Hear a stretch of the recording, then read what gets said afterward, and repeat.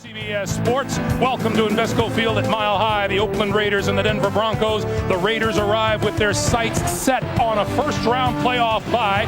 The dreaded rivals from Denver standing in their way.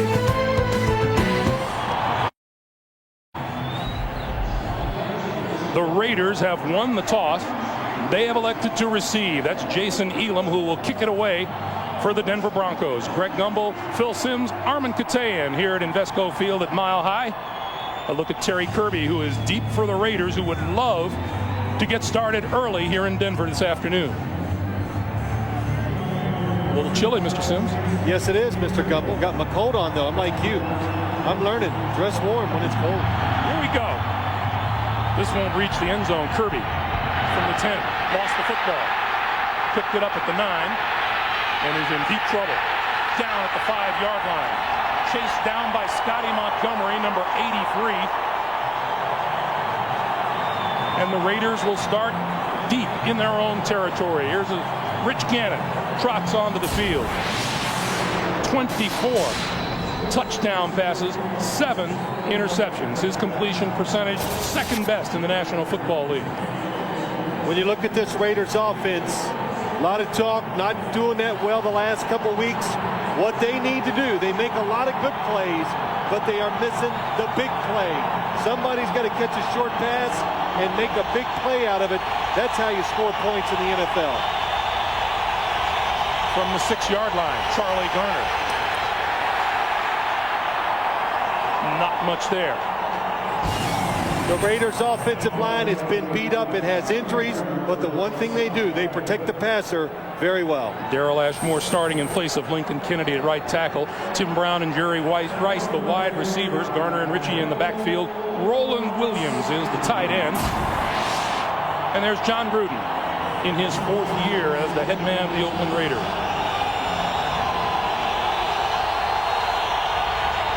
Second and 10. Penalty markers fly as Garner tries the right side and gets it out over the 10 to about the 12-yard line. Our referee today is Johnny Greer.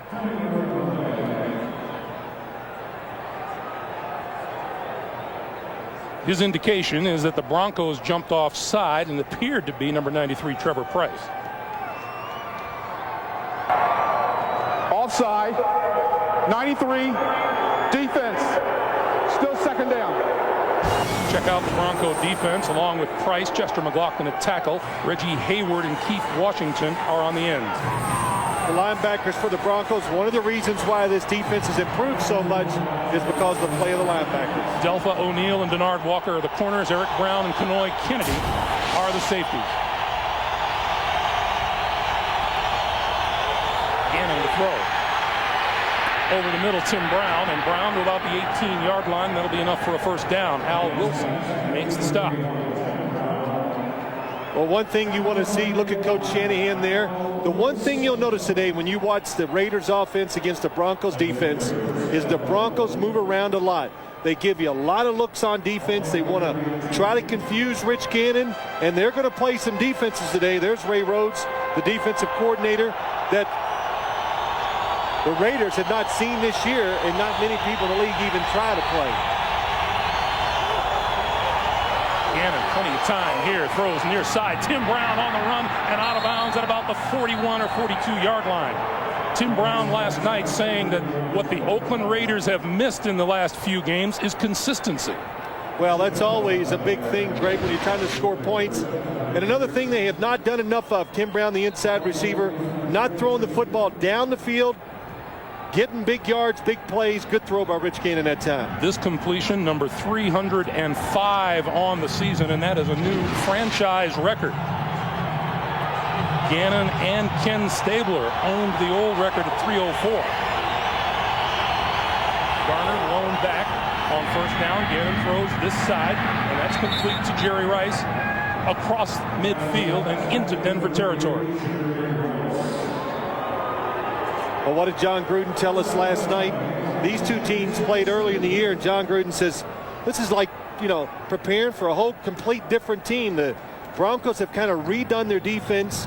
They gamble a little more. Today they're going to, as I said, going to try about 3 or 4 new defenses to try to take Rich Gannon out of his game, because he's very good at spotting the open receiver down the field, so they want to change up and confuse him. Tyrone Wheatley on 2nd and 1 goes for the first down and appears to have it. Chester McLaughlin and Al Wilson converge, but not before Wheatley had himself a first down. And you know, Greg, as you watch this, a lot's been talked about too. The Raiders not running the football as well as they did last year. I think a couple reasons why they're not. One, they have Jerry Rice. I think Rich Gannon's playing better this year than he did last year too. So the coach over there, John Gruden, is going, well, you crowd the line of scrimmage. I like my receivers. I like my quarterback. We're going to throw the football. Brown in motion. And Gannon over the middle. Rice on the run. Inside the 20-yard line. And that ball is whistled down. It'll be a first down for the Raiders at about the 18-yard line. Now, the one thing Mike Shanahan told us, we're not going to do anything in between. Look at all the people near the line of scrimmage. The blitz, here they come. When they blitz, he said, we must get to the quarterback because we are not good enough within the secondary to cover Jerry Rice and Tim Brown down the field one-on-one for any length of time. How about that grab by Jerry Rice down low below the knees on the run? He's too old. See, he's old. He's slowing down the years long. Boy, did you hear enough of that this week. Wheatley, right side. To about the 16. What did John Gruden said? I asked him something about that last night. He goes, oh my gosh. He goes, that's all I answer is your team too old? Is the season too long? All week long, every session that he was in.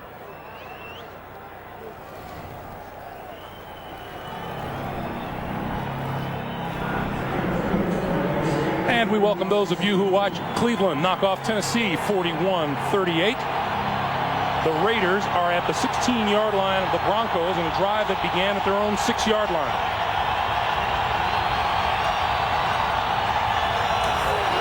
Gannon to throw on 2nd and 8. Outside Ritchie, and Ritchie is cut down at about the 13 or 14-yard line. Kenoy Kennedy making the stop. Well, the one thing if you're a Raider fan you have to like is the fact that they are protecting Rich Gannon. They're doing a magnificent job up front. The Broncos showing up blitzes, bringing everybody, nobody getting close to Rich Gannon to hit him. Rich Gannon a perfect 5 out of 5 for 72 yards on this drive that, as I said, began back at their own 6-yard line.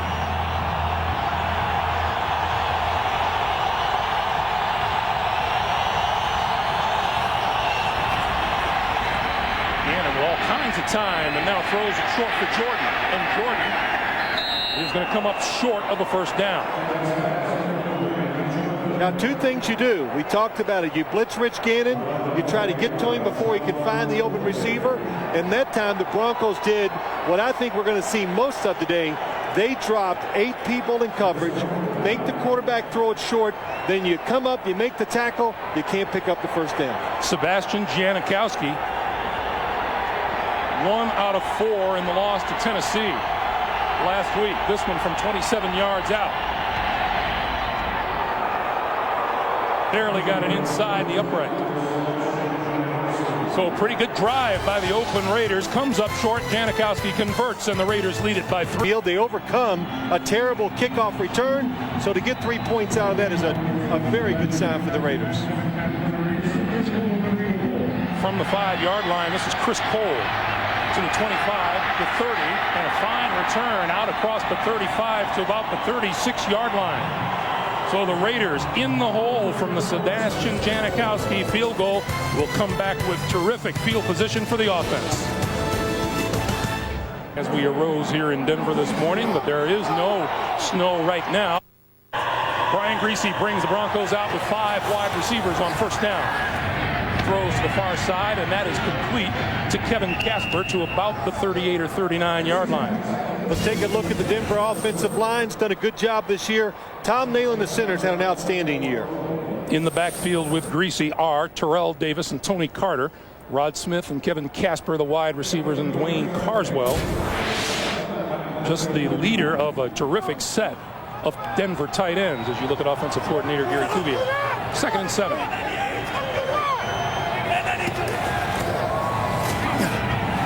On the play fake. Greasy still holding on to the football. Lots and lots of time. Now he's going to run with it to the 40 and out of bounds at about the 43-yard line.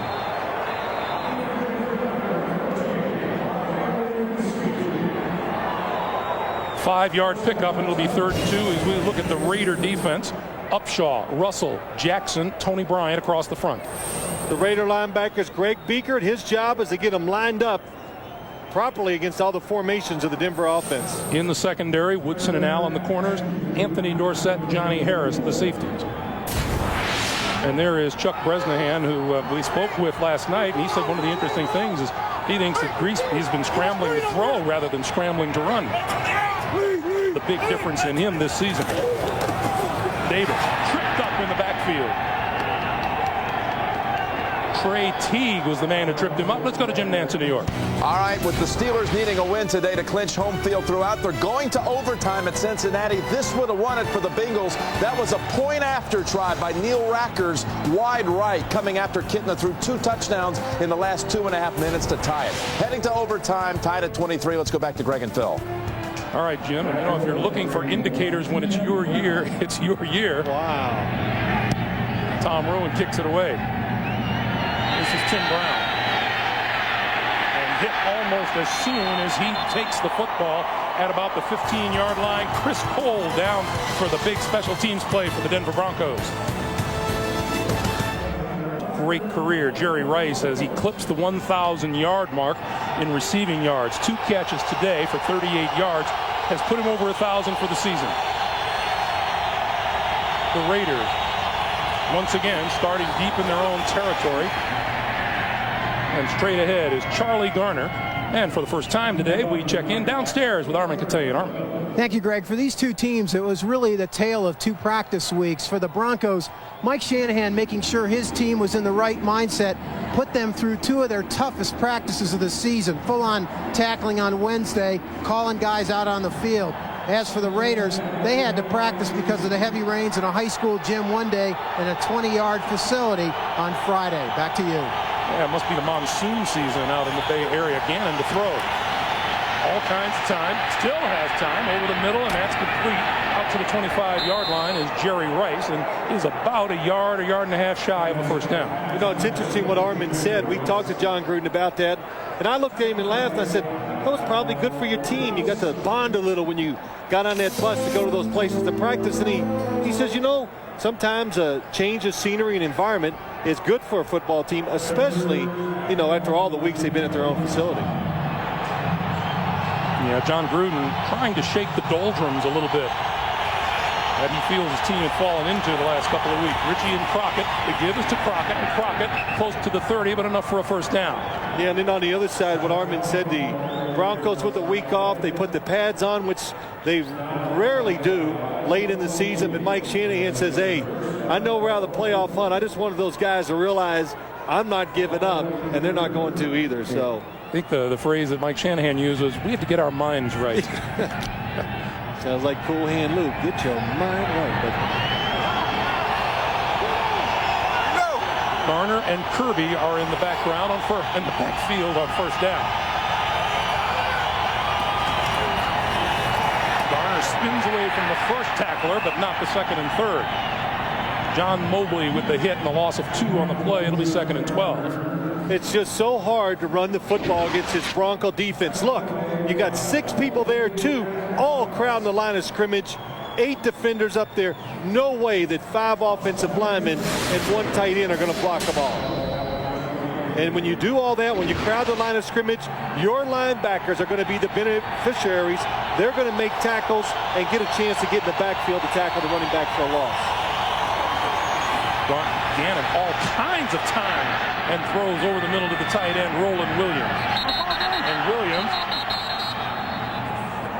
that play is blown dead at about the 35-yard line before the ball came loose. Well, I'll tell you why he has time, Greg. Hopefully we'll show you this is something different that the Broncos are going to try to do. They did this against Doug Flutie to make sure he couldn't run down the field. But watch as Gannon goes back. It looks like a blitz, doesn't it? Look at all the people in the line of scrimmage. 2 rushers. Everybody else drops back. Rich Gannon has all day. And if he realizes that once he drops back that there's only 2 rushers, I think he can look down the field because he'll have extra time. He needs the 40-yard line for a first down, and down he goes. Loose football.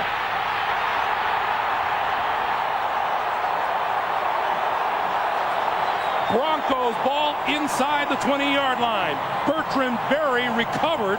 Bill Romanowski laid a heck of a hit on Rich Gannon. Well, the play before, only 2 rushers, the exact same look. And look, this time they all come. They do not pick up Bill Romanowski. Bertrand Berry falls on the fumble. But that's why they keep crowding the line of scrimmage. They want to try to confuse the Raiders. This time it works. Oh, big hit by Romanowski. As a team, the Raiders lost only 9 fumbles last season. That was the 16th this year that they've lost. Mike Anderson in the backfield behind Greasy takes the pitch on first down. To the 17, Eric Allen with the stop.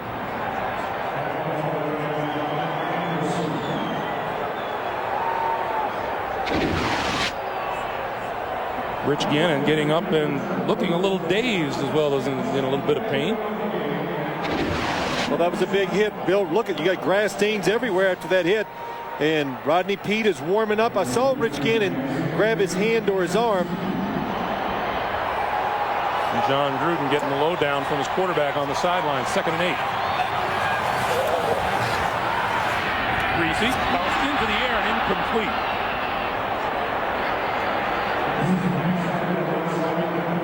Third and 8. Well, I think Brian Greasy went to the right place that time with the football, but it's something you got to look for. I'm looking for today. He says that since the wide receivers, Ed McCaffrey was out, some of the other injuries, that Brian Greasy has had a habit of just going back and looking for number 80. And I don't know if I could blame him as a quarterback. Rod Smith been very dependable, but sometimes you miss open receivers because you're looking at Rod Smith. Brian Greasy knocked out of action 2 games ago with a concussion. Missed the last game against Kansas City.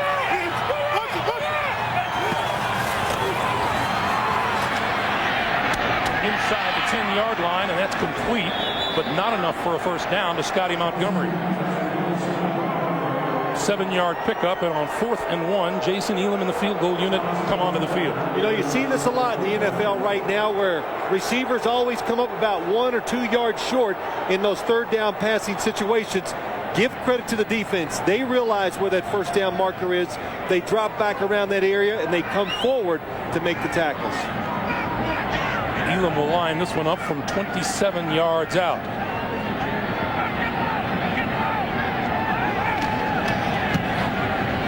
And the Pro Bowl kicker is right on target. 2:19 to play in the first, a 3-3 game, and we'll see how Rich Gannon recovers from this shot when we come back. Hurt toe, Greg. Yeah. Terry Kirby from the 7. 25. And out to about the 27-yard line.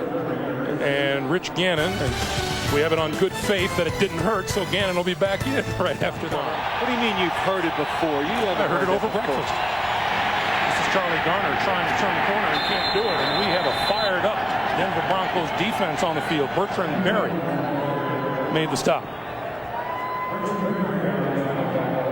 Look at that, the Raiders, 10 turnovers in their last 4 games, only 12 in their first 11, and the Raiders now going with the hurry-up offense.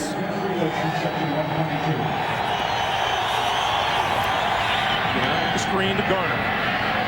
Garner out across the 30 to about the 34. John Mobley making the hit there after a gain of 7, and it'll be 3rd and 4. You know, I look at this Broncos defense, though, Greg, and even Coach Shanahan was telling us yesterday that how much it's improved. And I thought they started out the year kind of shaky, not good against the run, giving up big pass plays.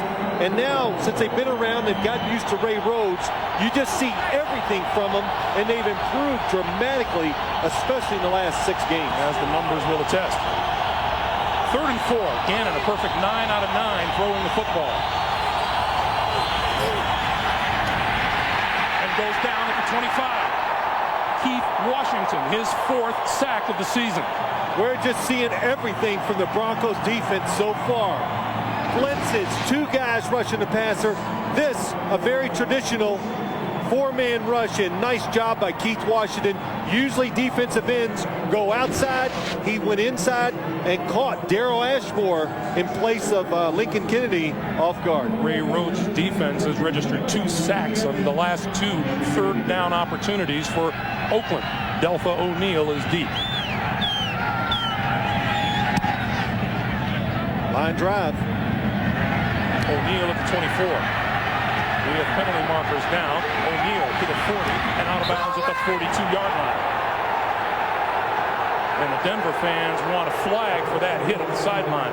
You know, I like this. The crowd's enthusiastic, even though the team is 7-7 and not in the playoffs. Got a man downfield.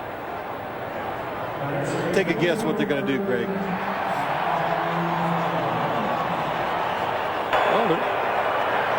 Number 50 of the kicking team, illegally downfield.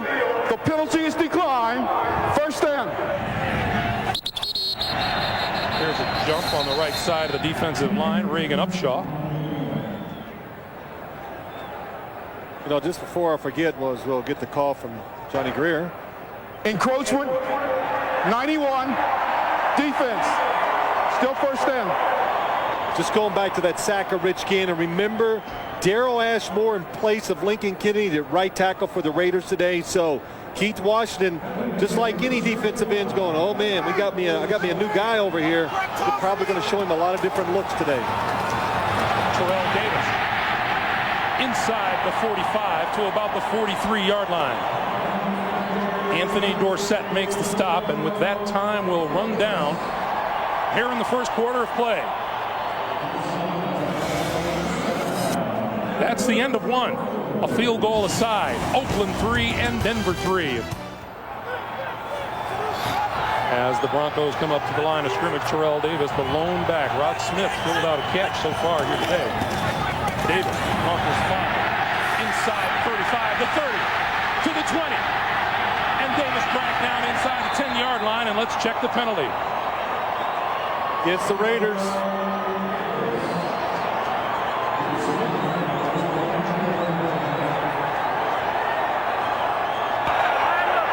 Offside, number 58, defense, lined up in the neutral zone. The penalties decline, first down. One of those things we've talked about, how players many times aren't called for this. Yeah, and I've noticed it called here the last couple days. Elijah Alexander just lining up off sides, but Mike Shanahan told us yesterday, he said Terrell Davis, he thought had dead legs in their last game against Kansas City. He is fresh now, and we're seeing that early in this game. Davis inside the 5-yard line. You know, think about it. Terrell Davis out a long time, injuries to his foot and his knee and everything that's gone wrong with him. He comes back, plays a couple good solid games. Then he goes to Kansas City. You know, he's tired. His legs were dead.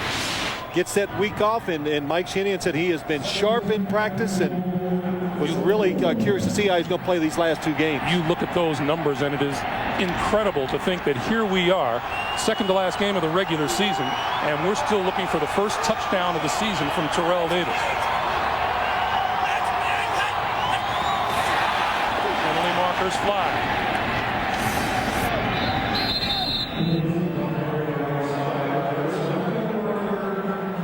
Offsides on the Raiders, and not even a hard count by Brian Griese that time. Not a hard count at all.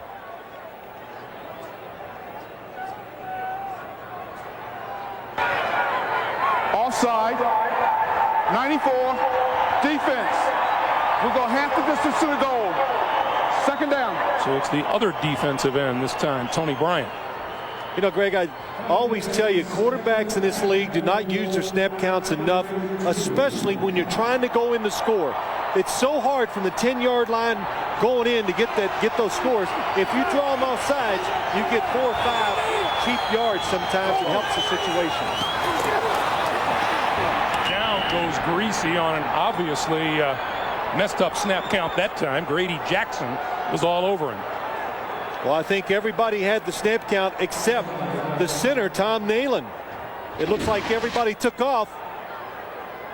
That's what, absolutely. I'm surprised it wasn't a penalty against the Broncos to stop the snap.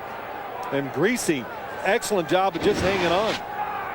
You know, you're right. Everybody was in motion. Talk about illegal motion prior to the snap. 3rd and goal. And now, Greasy and the Broncos are going to take a timeout. 13:02 to play in the first half.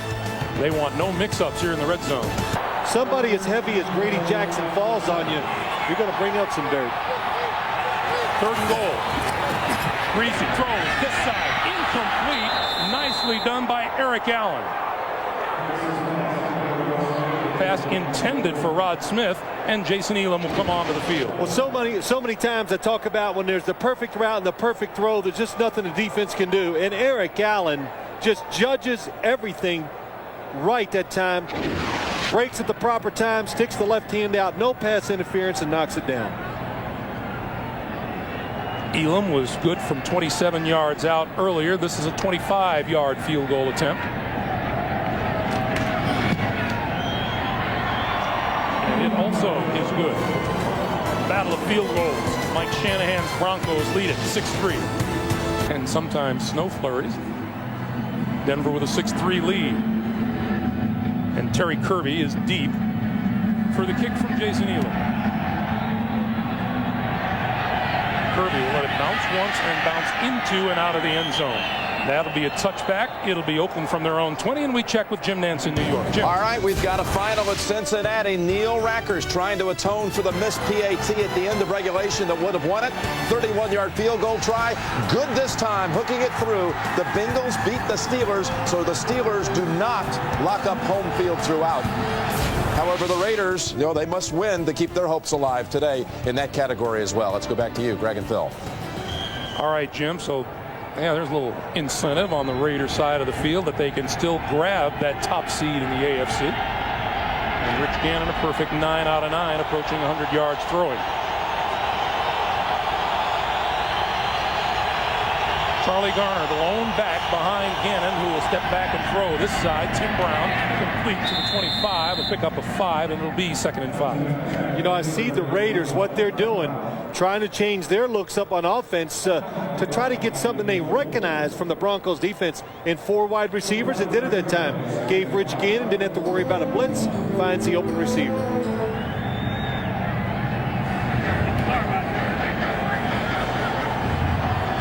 From the 25, Garner and Ritchie in the backfield.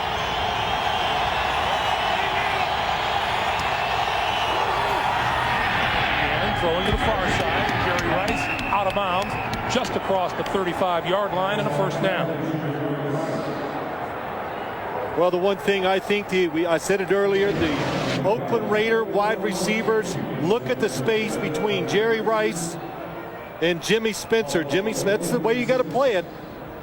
When you know you do not have help, back up and make him throw the perfect throw to the sideline. And you made reference earlier, Phil, and John Gruden confirmed it with us last night. Of course, when you add a Jerry Rice to the offense, it's going to have an effect on the running game, and it has.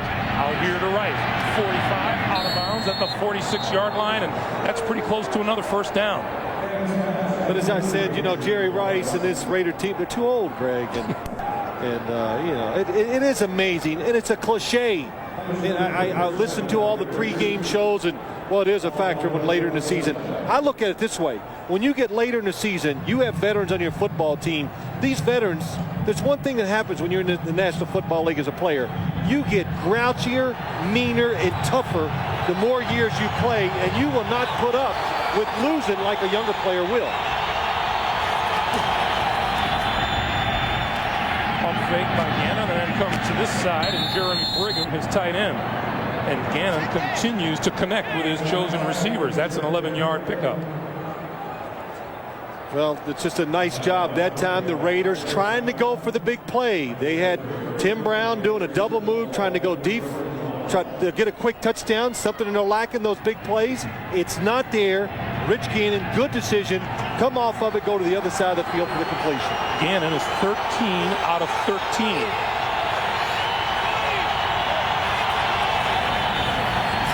Pump fake this way and throws that way, and that's complete to Jerry Porter. And Porter down the sideline has another 1st down.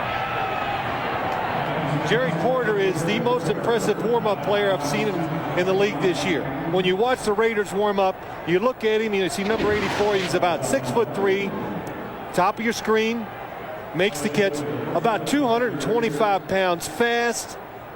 And boy, I would go low too. When he comes running at you, he is going to be tough as a wide receiver once he gets a little more experience. So 2 plays ago, we saw Gannon fake the other way and throw this way, and he did just the opposite on that last play. 8 different receivers Gannon has thrown to. And Garner is hit inside the 30-yard line by Deltha O'Neal.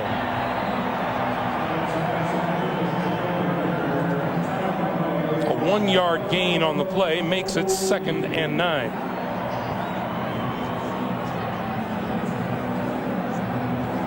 And we welcome those of you who watched the Cincinnati Bengals knock off the Steelers in overtime. Greg Gumbel, Phil Simms, Armin Katayan here at Invesco Field at Mile High, where Denver is winning a battle of field goals so far, but the Oakland Raiders are on the move. Rich Gannon has completed all 15 of his pass attempts for 150 yards.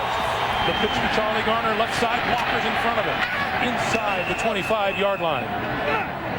Chester McLaughlin made the stop. And Rich Gannon has been picking out anyone and everyone who's been eligible in a Raider uniform.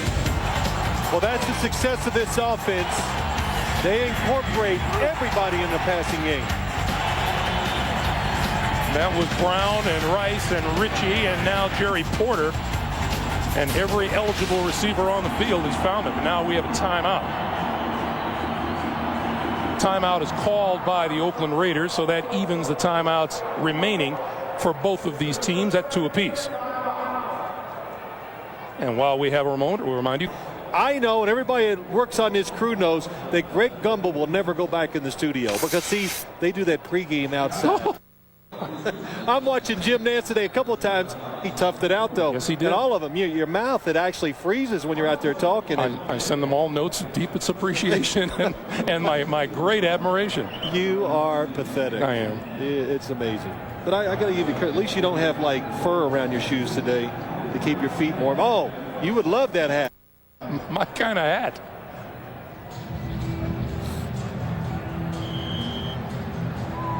Look at Rich Gannon, 13 of 13 from 1 to 15 yards, 2 for 2. If I was him, I'd quit. It's a perfect day. 15 of 15. Spectacular start by Rich Gannon. Decision making and throwing the ball very well. On 3rd and 5. Gannon complete to Rice. Rice to about the 17-yard line, and that's a first down. Let's go back to New York and Jim Nance. Jim. All right, again, the Ravens and Jets watching this game very closely because if Seattle loses, will qualify today for the playoffs. But Trent Dilfer here finds Darrell Jackson for a 43-yard hookup, and the Seahawks are on the board, trailing 13-7. McNabb to Lewis. Eagles trying to win the NFC East up 7-0, 5.5 to play second quarter. Back to Greg and Phil. All right, Jim, and you know, every once in a while, we just kind of shake our heads at the Trent Dilfer story, don't we? Yeah, you know what? I got so sick of hearing about him last year, about how he's not good enough and it's the worst quarterback to win a Super Bowl. And you watch him there, and we've heard a few opposing coaches say a few things that caught our ears too about Trent Dilfer, and he's going to find himself a starting quarterback job next year somewhere in the league. You know, they don't make him big, strong, and can throw it like he does down the field. Does he have some things he doesn't do well? Yes, but okay, enough about him. Let's talk about him. He does an awful lot of things, right? Well, after 16 straight completions, that dropped pass was Gannon's first incomplete pass of the day. 2nd and 10. On the quick slant, Jerry Rice. And Rice to the 7-yard line. Well, Mike Shanahan said it right to us, Greg, and I can really see what's happening in this game. If you're going to blitz the quarterback, you better get there immediately. They don't. Look at the cushion Deltha O'Neal gives Jerry Rice. Rich Gannon, he is accurate. He feels it today. Perfect throw. Look at the blitz. Everybody coming inside. Nice pickup. Excellent job by the Raiders offensive line. Jerry Rice, 7 catches, 85 yards already today. 1st and goal for the Raiders.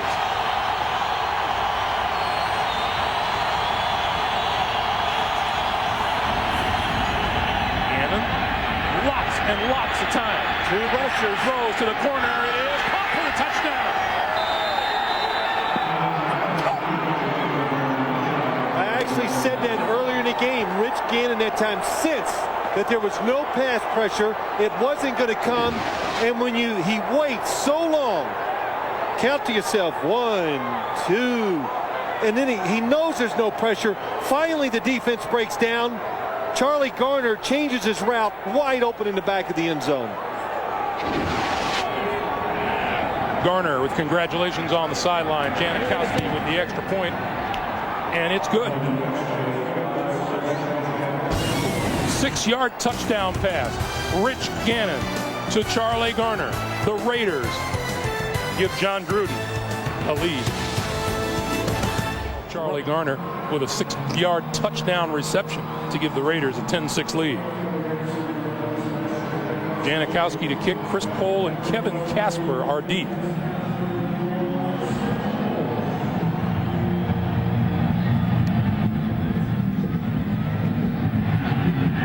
On the run at the 2 is Casper, and he can motor, and he's hit hard as he crosses the 20. Denver starts from their own 24-yard line. And the pass out here, complete to Rod Smith, and Smith out to about the 27-yard line. And let's go back to the touchdown. Yeah, I want to show you a couple of things. Only 2 rushers from the Denver defense. Then watch Charlie Garner, the halfback. 9 players drop back.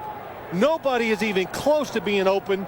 But Rich Gannon senses it only he has no pressure. He waits. The defense breaks down. Charlie Garner sneaks to the back of the end zone for the touchdown. And Mike Shanahan told me, he goes, if Rich Gannon figures that out, we only rush 2, he'll know to hold the football. And what will happen is what we saw there. The defense will break down. Reese and Rod Smith across the 30, out to about the 34.5-yard line. Torrey James was on it. And for Rod Smith, career reception or career season catch number 100. And you know, with all of the injuries that the Denver Broncos have had this season, here's a guy who has been, he played for how long with 2 ankle sprains? 2 high ankle sprains. He toughed it out and played through it. And you know, Mike Shanahan cannot just say enough good words about Rod Smith, his production, his leadership, and playing hurt. On the blitz, he got rid of it, and that is complete to this side, and Patrick Haight, the tight end. Oh, what a play by Greasy. Just to see the blitz by Anthony Dorsett from the backside. Anthony Dorsett, he might be one of the fastest guys in the National Football League. Good recognition and a perfect throw with pressure in your face. 2-yard pickup on the play, and Greasy is looking at a 2nd and 8. Rich Gannon has been absolutely on fire with just 1 incompletion. That one wasn't his fault. The receiver just dropped it. The pitch for Davis. Cuts it inside. Running room. First down and much more into Oakland territory. Knocked out of bounds by Johnny Harris. Boy, that's a play that we have seen the Broncos running the pass with so much success. Lepsis gets out, 78. Nice block on Charles Woodson. Good gain, and we see the big hit right at the end. Phil, it was interesting talking to Mike Shanahan how, in effect, he has some tough decisions to make regarding Terrell Davis, who makes a lot of money and hasn't proven himself to be terribly healthy over the last 2 seasons. Well, he really wants to see Terrell Davis be productive over these last 2 games. That's Davis straight ahead. Eric Barton with the stop. As we come up on 5 minutes to play in the half, let's go down to Armin. Greg, you mentioned Terrell Davis, and these days of he's playing, they really are judgment days for him. He's scheduled to make more than $8 million next year in salary cap money, and it's quite possible he could become a casualty of that cap. Mike Shanahan telling us he wants Terrell back here next year, but nowhere near those numbers, and he will be judged on his performance in these next 2 games. It's possible this could be the last home game for the greatest running back in Broncos history. Back to you. Yeah, Armin, strange to think, and as we said, amazing. There's a pass behind the intended receiver, Rod Smith. Amazing that he has been able to come back at times, and yet there's always been something over the hill where it seems he's about ready to find his stride, and then he gets hit with another nick, another injury here and there. Yeah, Greg, we have followed this all year long. We've done enough Bronco games. We have talked to Mike Shanahan numerous times about Terrell Davis, and yeah, there are some tough circumstances here lying ahead for him and the team, but without question, I believe he will be back because he trusts the Denver Broncos organization. They want him here because they know if he gets healthy, he's a difference maker. He can take you to the Super Bowl. Greasy on 3rd and 8. That pass is complete close to the 30-yard line to Kevin Casper, and now fighting his way inside the 30, and that's a Denver first down. That's a nice job by Brian Greasy. I said earlier, sometimes in tough situations, he just goes back and he looks for number 80, Rod Smith. This time, Rod Smith is covered. He finds Kevin Casper. Nice route. Perfect throw by Brian Greasy. Kevin Casper, the 6th-round draft pick out of Iowa. He is the man. You remember, Greg, we talked about Kevin Casper. He has not had any sugar or anything bad for his body since the 7th grade. Haven't had any for about an hour and a half now. First and 10. Not that long. Greasy. Penalty marker is down, and Greasy, still scrambling for his life, goes down to the 31-yard line. And a face mask call against the Raiders. John Gruden disagrees. Yes, Rod Coleman, number 57, was trying to get a hold of Brian Greasy. He might have caught his face mask.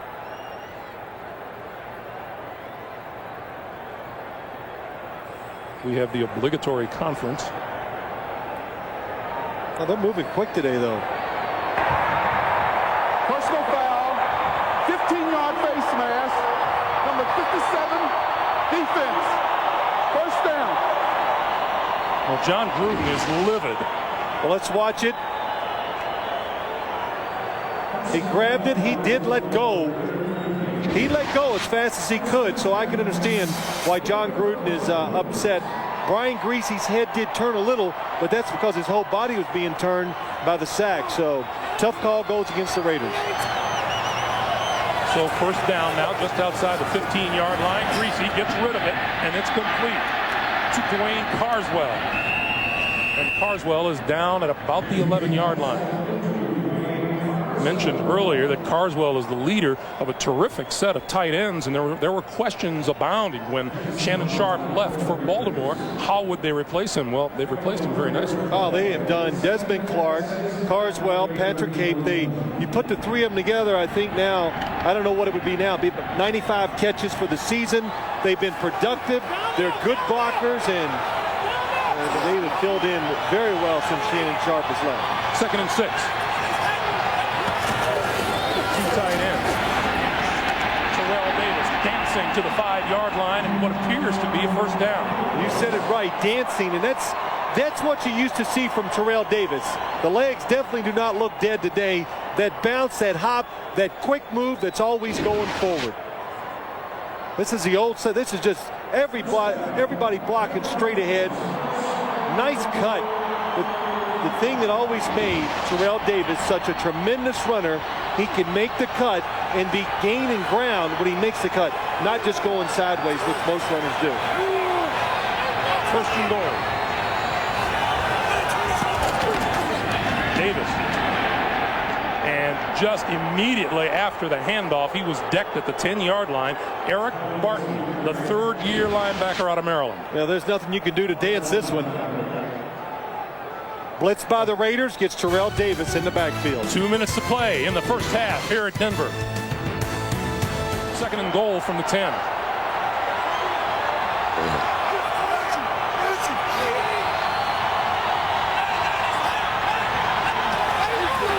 Penalty markers fly past Rod Smith, and it's intercepted by Torrey James. But it appeared that Brian Greasy used that snap count to draw the defense. That time he did it on purpose, and he got them all jumping. Especially, Craig, from where he is on the field. This is like the death zone, the 10-yard line, 2nd and 10 from the 10. Offside. Nose guard. Defense. Still 2nd down. Darrell Russell making that jump. So the interception is nullified. The 2-minute warning is here, and we'll be right back. 2nd and goal from the 5-yard line. And Brian Greasy completing passes, a 5 out of 6 clip on this drive.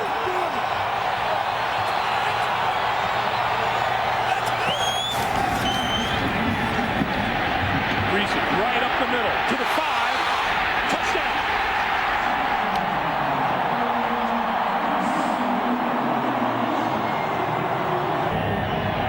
Elam. The 341st consecutive point after touchdown. Brian Greasy's first rushing touchdown since opening day of last season. Terry Kirby from inside his 5-yard line to the 25 and skids across the 25 to the 26. Well, the Raiders are in the playoffs. The Broncos are not, but that hasn't stopped this from being the terrific rivalry that it has been over the years. And on one of the local shows, Phil, I heard one of the Denver Broncos say, we don't care if we aren't in the playoffs. The fact that we're 7-7 and we have 2 games to go, we want to finish 9-7.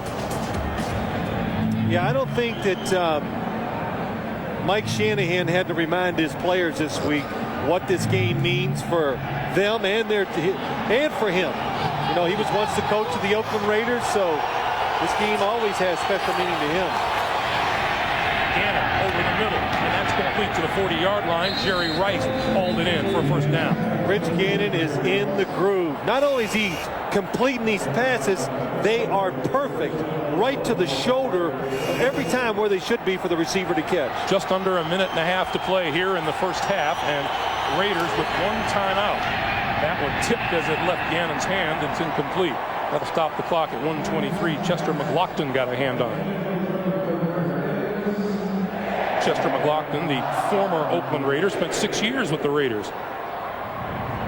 Yeah, you know, and I hear a lot of times things still being said about Chester McLaughlin, but Mike Shanahan says, hey, he's been a model citizen. He's played hard. He works hard. He's diligent in practice, all those things. No complaints about what he has done for the Denver Broncos this year.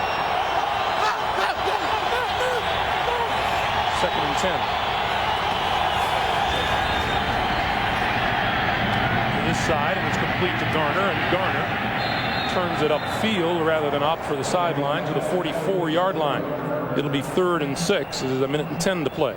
Well, as I look at this first half, I like it better for the Broncos when they drop everybody back and make Rich Gannon throw the short passes and come up and tackle him. Because when they blitzed, when Ray Rhodes, defensive coordinator, when they blitz, Rich Gannon, all except for the Bill Romanowski sack, they have done very well against it. Well, as Oakland takes its 3rd and final timeout to stop the clock, let's ask you about this. As you see, the little tete-a-tete that goes on between Gannon and Gruden is a story unto its own. But how can he process all the information he just told him? He gave him, look at it, still talking. I'm sorry, go ahead.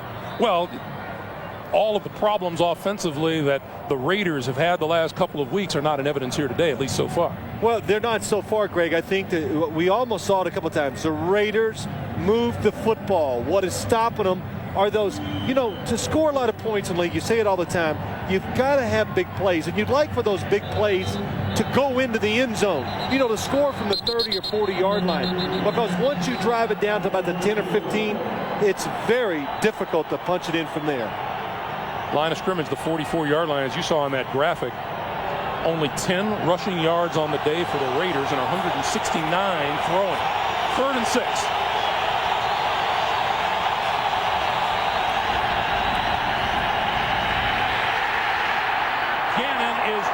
Inside the 40, courtesy of Ian Gold. The Raiders had the right protection in there. Roland Williams, the tight end, is trying to block Ian Gold. Ian Gold is just too good at rushing the passer for a tight end to block him that long. At the end of there's 86, Roland Williams. Ian Gold, he is a high activity. Oh, nice move. Almost a complete whiff. But that's just a very tough assignment for a tight end to block a pass rusher like that. And now Denver has used its 2nd timeout to stop the clock as they anticipate the punt.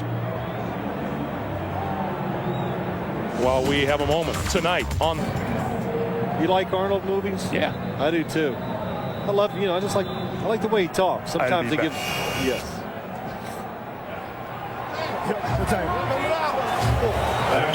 Leckler to kick it away to Delpha O'Neal.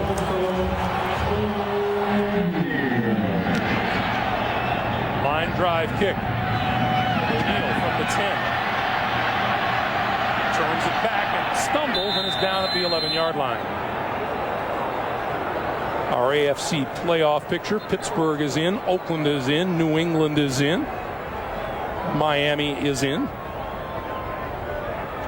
And you see the teams that they face next week. We will be in Oakland. Well, let me just say a couple things here, because I know I'm going to say this wrong.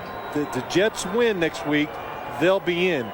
But if they lose and Seattle wins today and next week, the Jets would be out. That sounds right. Okay, I got that. And Baltimore, of course, if they beat Minnesota and go 10-6, they're going to be in. But Baltimore could also be out should they lose. Combination of other things. That's why we have a studio. Wait, don't say other things. People don't want to hear that. Well, we don't have time for all those other things here. You don't know. 42 seconds to play in the first half. Other things. The 11-yard line, Greasy to throw. On the move. Trying to turn the corner and runs out of bounds with Darrell Russell in hot pursuit. Well, you can't accuse Brian Greasy of looking for the easy way out. He could have dumped that football. That would have been the smart way out. Because nowadays, when you're a quarterback in this league and you think you're going to get run out of bounds, you better be Michael Vick or Donovan McNabb. Because Darrell Russell, even though he's big, look at the sacks. Even though he's big, he can outrun most quarterbacks in this league. 2nd and 10.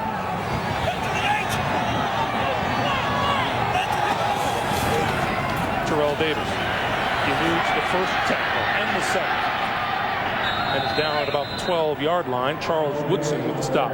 One thing the Raiders have done very good on defense too this first half, the Broncos have come out with lots of formations, and Chuck Bresnahan told us, he says, the number one thing when you play the Raiders, what you got to do on defense, the Broncos, their offense, you just got to line up properly, give your players a chance.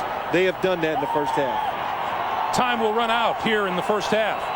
We had 3 lead changes in all, and as the teams go to the locker room, the home-standing Broncos lead it by 3. Let's go down to Armin. Oh, and they got 11 guys up there. We're going to try. We got to try and win a game. That's the big thing. All right, Coach. Greg.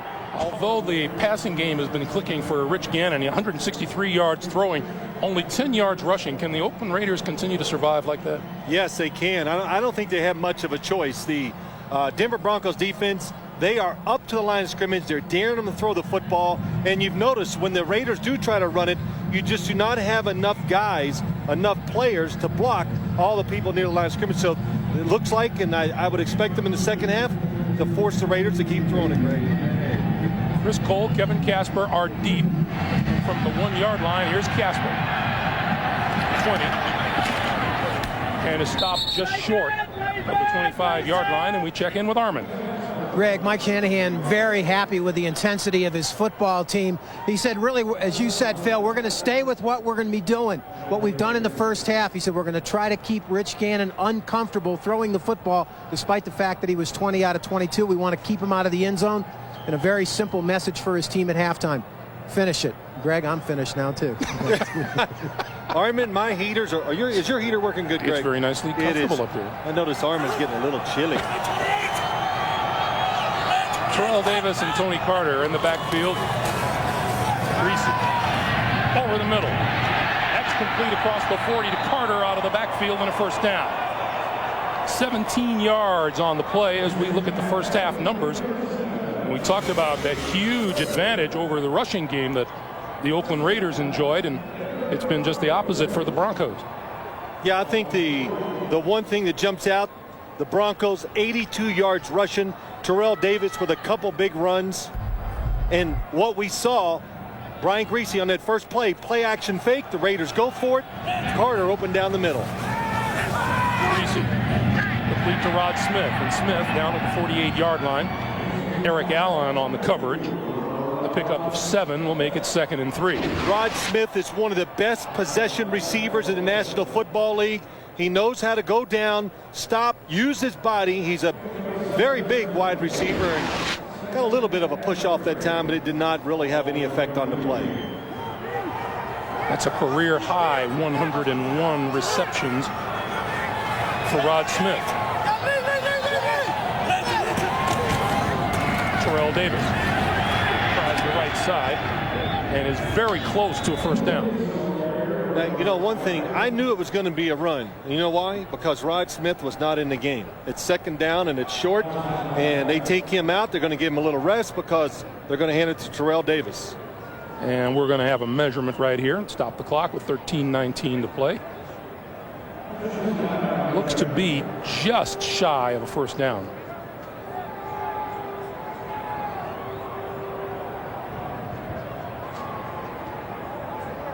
Well, these Denver Broncos, you see they are that short of first down. They're out of the playoffs, but they aren't playing like they're out of the playoffs, are they? No, they're not. I'm very impressed. You know, the fans, they showed up here today, had good turnout, so I think that's always a problem with certain teams, especially maybe a team like here in Denver where they expect to go to the playoffs every year and have success, but they've been loud, and the Denver Broncos have been crisp and inventive on both sides of the football. We have 5 wide receivers on 3rd and inches. And Greasy calls timeout. First timeout used by either side here in the first half, and we'll be right back. No running backs in the backfield, and you see this in front of you as a quarterback. You go, nope, no quarterback sneak right here. Let's call a timeout and see what something different coach can have, and here it comes. Denver's second best on 3rd and 1 in the NFL.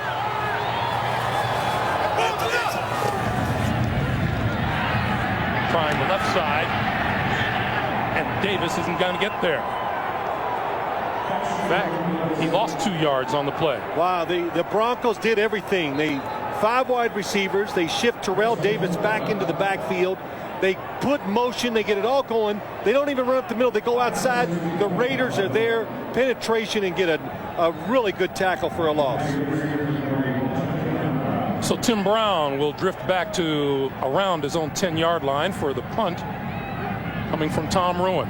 Remember, too, Brian Greasy not running the quarterback sneak. He had a concussion a couple weeks ago. Can't take a chance. Ruin gets a sky-high kick away, and fair catch called for and made by Brown at his own 21-yard line. Timeout in Denver. Broncos by 3. The ball, all 6 of their drives have begun inside their own 30-yard line as you look at the numbers Rich Gannon has posted today.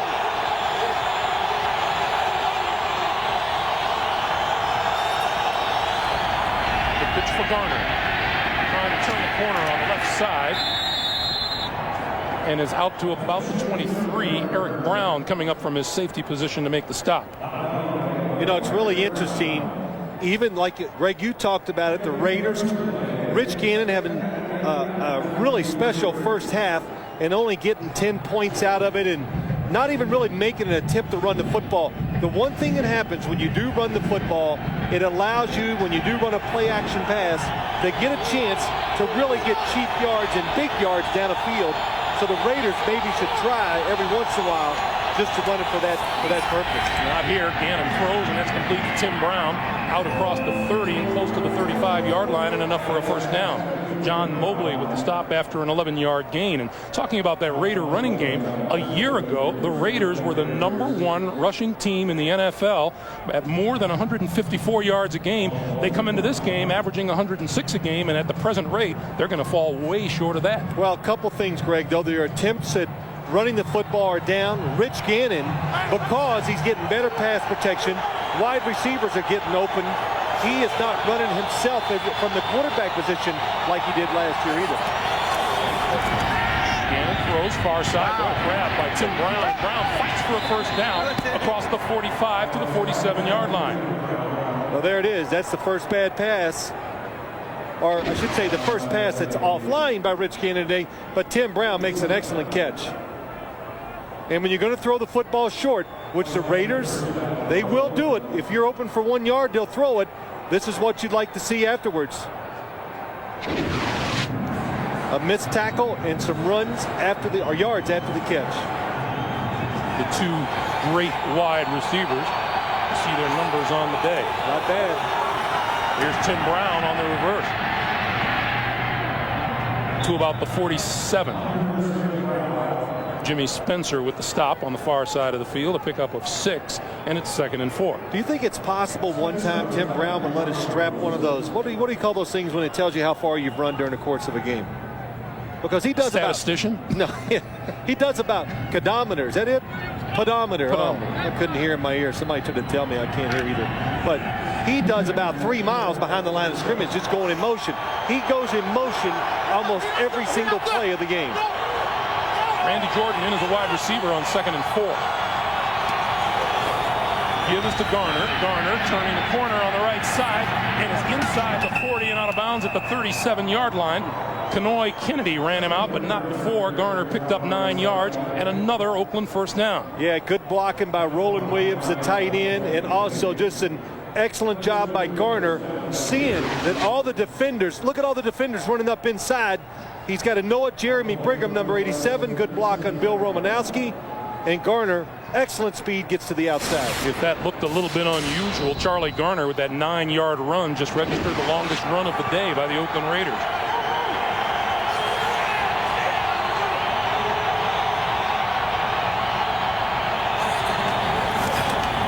Garner again. Inside the 35 to the 32 or 33. 5-yard gain, and it's 2nd and 5, and maybe now we're seeing a few of the fruits of all of those Rich Gannon passes. Well, we are, and we're seeing more patience in the play calling by John Gruden, and we had a good laugh about that last night too. He looked at it, he goes, we run the ball, and look up there, and these coaches, especially coaches who believe in designing all these plays, he sees 2nd and 8, and he goes, man, that was a wasted play. So they're not as patient running the football sometimes as they should be. 23 rushing yards on this drive alone. Gannon's back to the airways, throws it out to the side, complete to Garner on the run, out of bounds at the 24-yard line. Eric Brown ran him out. Boy, Charlie Garner made that look pretty easy. Let's watch the catch this time. The defense drops back. They cover the receivers down the field. Oh, that's what happened. It slipped through his hands just a little bit, but he still makes the catch. So another Raider first down, and they've moved all the way to the Denver 24. Tyrone Wheatley, the lone back. Pass out here to the side, complete to Porter, and Porter to about the 14 or the 13-yard line. Boy, Jerry Porter, when you look at him physically, reminds me of Boston, the wide receiver for the Arizona Cardinals. Just look at him.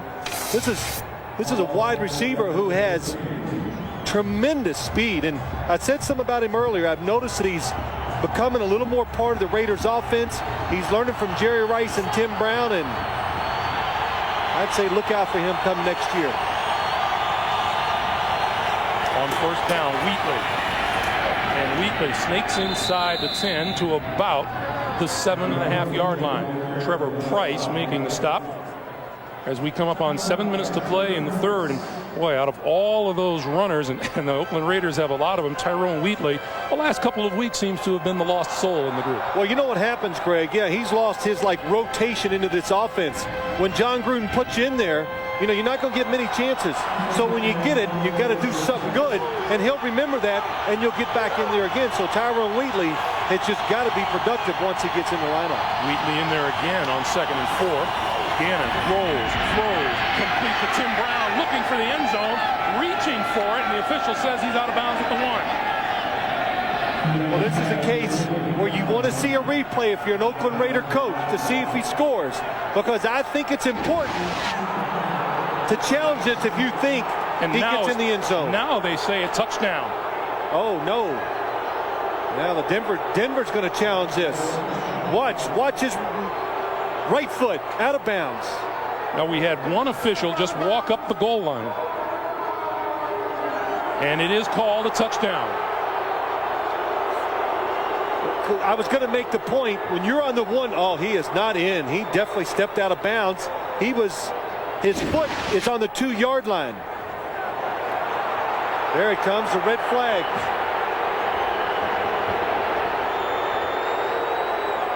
There will be no fiasco at Invesco. Tim Brown catches it. The ruling on the play that there was a touchdown. Right foot out of bounds at the 2. The football has not crossed the goal line, in my opinion. Where is the football? Oh, nice shot. Tim Brown didn't even begin to stretch for the goal line. I think they'll place it on the 1. But what I was going to say, Greg, I watched some games on TV, and when teams get to the 1, Denver is not charged with the timeout. excellent shot. This one in from the side we saw as Tim Brown, his right foot hits the 2-yard line. You can see here it comes. Look where the football is. Perfectly on the 1-yard line. So take the touchdown off the board. As you heard Johnny Greer say, the Broncos not charged with the timeout. So from the 1-yard line, Ritchie and Crockett in the backfield on 1st and goal. Gannon still has it, throws, end zone, it is a touchdown. Jeremy Brigham. That's the play. When you're down in a situation like this on 1st down, if you throw it, you're going to get a touchdown almost always. Jeremy Brigham's first touchdown of the season. The defense has to play run in a situation like that. The Broncos do. Brigham is wide open. The lead changes for the 4th time today. Janikowski for the extra point. Fumbled. And Shane Leckler got it up there in time for Janikowski. Jeremy Brigham celebrates his first TD and celebrates the Raiders in the lead again.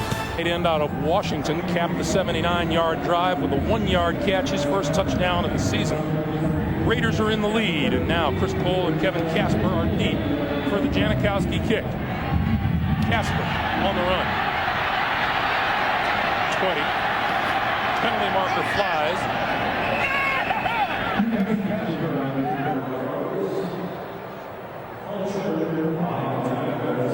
And let's see what we get.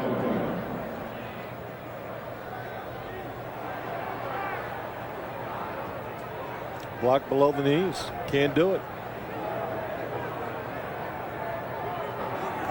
Personal foul, low block, number 32, correction, number 39 of the receiving team.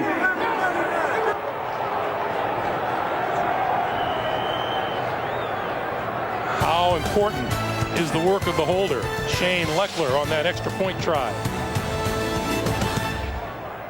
You know, Greg, every time I see a horse, you know what I think of? What? I always want to say, why the long face? You were supposed to answer me. What do you mean, what? Man. That penalty was on the Raiders as Mike Anderson takes the pitch, and so the line of scrimmage is all the way out to the 36-yard line. Yeah, Greg, just to go back, it was a penalty, a personal foul against the Raiders, because even though you're coming down to make the tackle, you still cannot go low below the knees to knock out a blocking back by the Broncos. Brandon Jennings, number 39, was the guilty party. Pickup of a yard on the play, and it's 2nd and 9.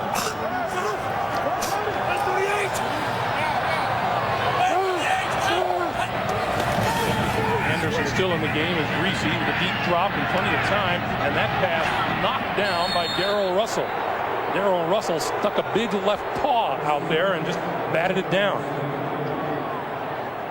And figures he should have intercepted it, I guess. Well, good protection by the Broncos offensive line. The Raiders defensive line, they can't even get back there. They know it, so they stop and they watch the quarterback, and that's why Darrell Russell knocked the football down. So now it's 3rd and 9. Well, Chuck Bresnahan has got to like what he has seen so far again today. The last 2 games in the first half, the Raiders defense played well. Here comes the blitz pass over the middle, complete to Rod Smith. Out across the 40, but that will be well short of the 1st down. 4-yard pickup. William Thomas made the stop. Blitz by the Raiders. You see the defenders coming. Rod Smith going short across the field. William Thomas comes up to make the tackle.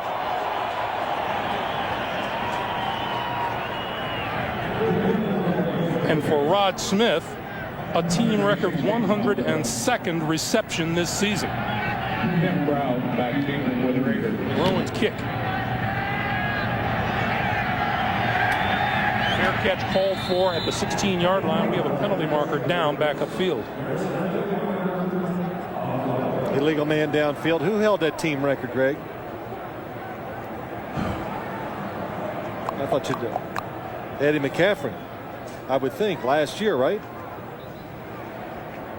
Ed McCaffrey with 101 catches last year. And boy, you talk about a huge difference. There's Eddie on the sideline. Number 52 a huge difference. Of the kicking team, illegally downfield. Will penalize 5 yards and re-kick. So we'll kick it again. But the loss of Ed McCaffrey earlier this year to a broken leg was a huge difference for this Denver Broncos offense. Yeah, it really did change them. It hurt their downfield throwing, blocking. It hurt their running game. And we talked to Mike Shanahan yesterday, and he said that everything's going well for Ed McCaffrey. Expects him to be back next year at full force. And I even watched the Ed McCaffrey show out here. I saw that. He goes over to congratulate Rod Smith. Charles Woodson is now deep for this kick. It's a horrible kick. Bounces at the 40. And going to roll out of bounds short of the 35-yard line. Bruin much preferred the one before this. The penalty costs the Broncos here. Broncos up and down. It has. It's been a little bit of a roller coaster. We haven't really been able to put together, a couple of wins in a row, unfortunately. But the effort's there and the character's there. It's just a matter of getting the job done. And hopefully we'll use these next 2 games to build into next year. We're looking forward to seeing you next year, Ed. Okay, Greg. All right, Armin. Well, that's one thing you absolutely know about Ed McCaffrey. It's just killing him to be on the sideline watching his teammates play. Oh, yeah. Greg, he was with the New York Giants for years and wasn't really a big part of that offense like he should be. Went out to San Francisco, kind of rediscovered or learned a different way to play wide receiver. Then he came here and he found it. Just a tremendous part of the offense, turned into one of the best wide receivers in the league. Gannon looks one way, throws the other. Garner almost to the 40-yard line. Gannon is now an amazing 27 of 30 throwing the football today. It's cooling off. He missed one, but he really has been on target today, Rich Gannon. 27 of 30, 246. Tremendous.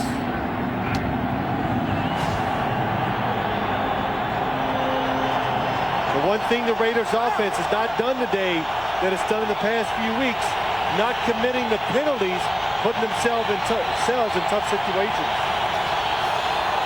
On third down, outside, incomplete, intended for Tim Brown, or Jerry Porter, rather.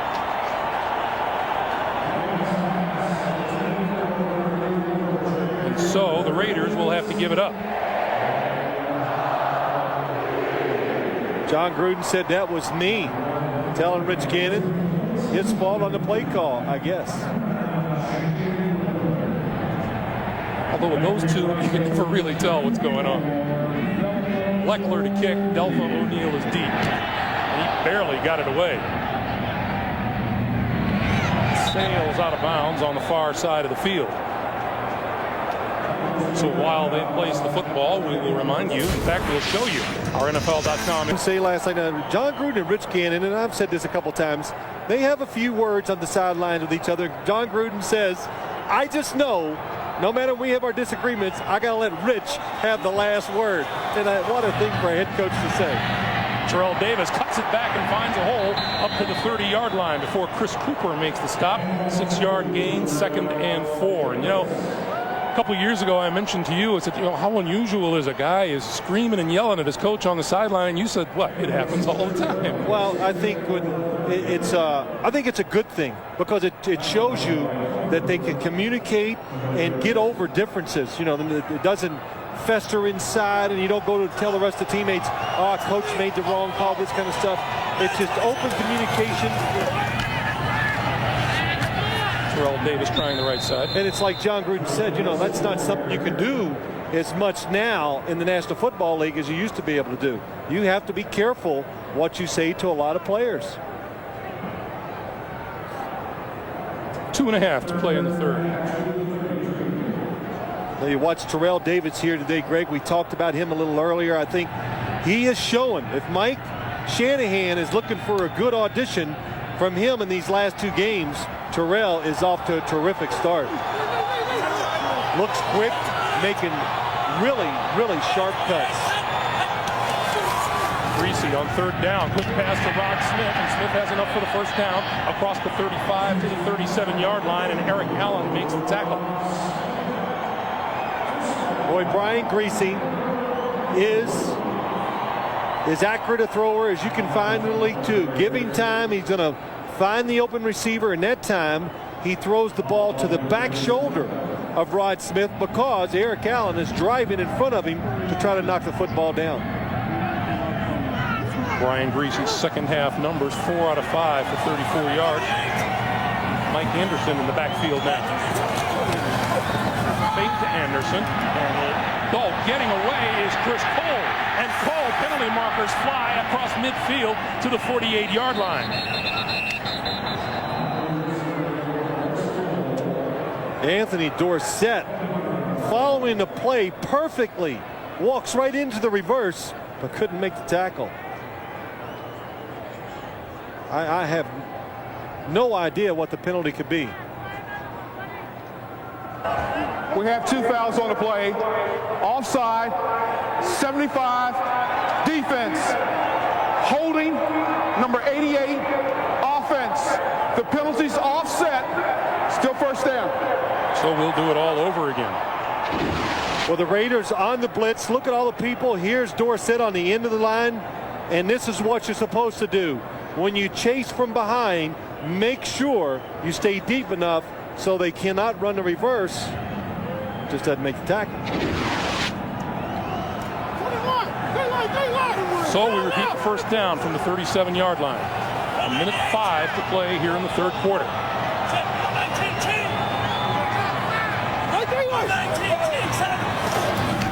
Pitch for Anderson.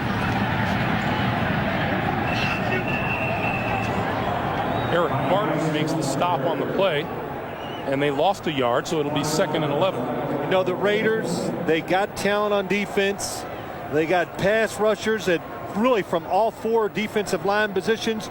As you look at Chuck Bresnahan, they got good corners, and it just makes you think, how for a period of about 4 or 5 weeks could they be so bad? But now it's, you know, like we said, the last 3 weeks, they have gotten back to playing discipline.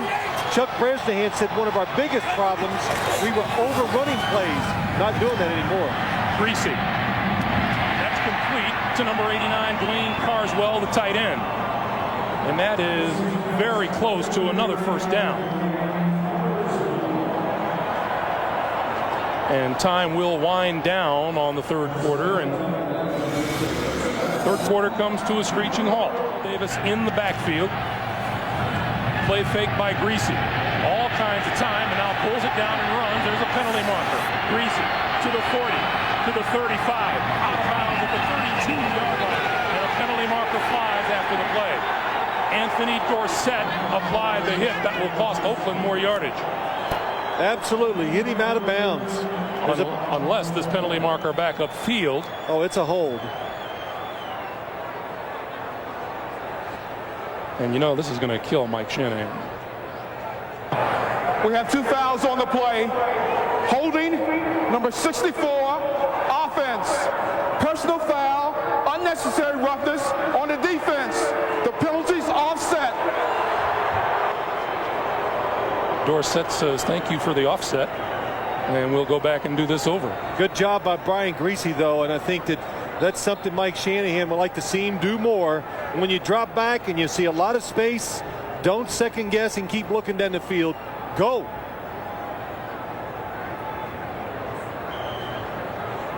You know, the big thing for this Broncos offense that I've noticed this year since Ed McCaffrey has been out, and I say it when I do the games, they do not make enough big passing plays when they drop the quarterback back. More penalty markers on the play as Davis takes the pitch and gets across midfield.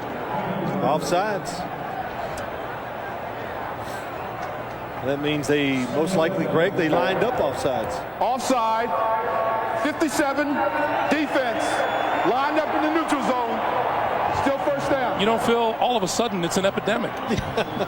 And what was it? The Raiders. Oh, there's the Raiders 100th, fourth most.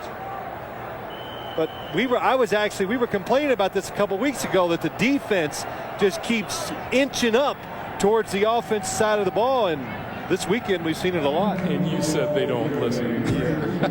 I don't think it was us. I don't either. The line of scrimmage, the Oakland 48-yard line. Mike Anderson in the lineup. Greasy, play fake, lots of time, throws this side of the field, and that's complete to Anderson. And that's going to be for very little gain to the 45-yard line. Let's go back to New York for an update. Here's Jim Nance. Jim. All right, thank you, Greg. Seattle trying to keep its playoff hopes alive. Trailing here by 2, but not for long, because it's Dilfer, his third touchdown pass of the day. This one goes to James Williams, covering 37 yards. He also completed a 2-point conversion.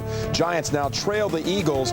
Thrash hauling in a 57-yard pass from McNabb, and the Eagles lead it with 11 minutes to play. Let's go back to Greg and Phil. All right, Jim, on 2nd and 2. Greasy going to give it to Anderson, trying the left side. And he gets to the 45. Rod Coleman making the stop. But you know, Greg, at Dilfer, he can't play. Yes. He just can't do it. No gain on the play, and the Broncos are looking at a 3rd and 2. And they have struggled today in this situation, trying to pick up first downs on 3rd and short. You know, you mentioned Trent Dilfer, and let's face it, the Baltimore Ravens were looking to upgrade at that position, and if you go strictly by the numbers, with the acquisition of Elvis Gerback, they did exactly that. Well, that's right. I'm not going to second guess. I thought it was a upgrade at the quarterback position for what they were looking to do. As I said, they're having trouble running in situations like this. Brian Greasy helped it out.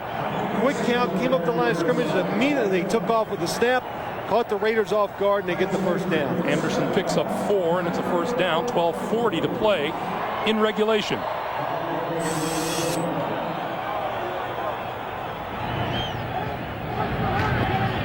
Darrell Russell goes off. Rod Coleman onto the field on first down here at 41.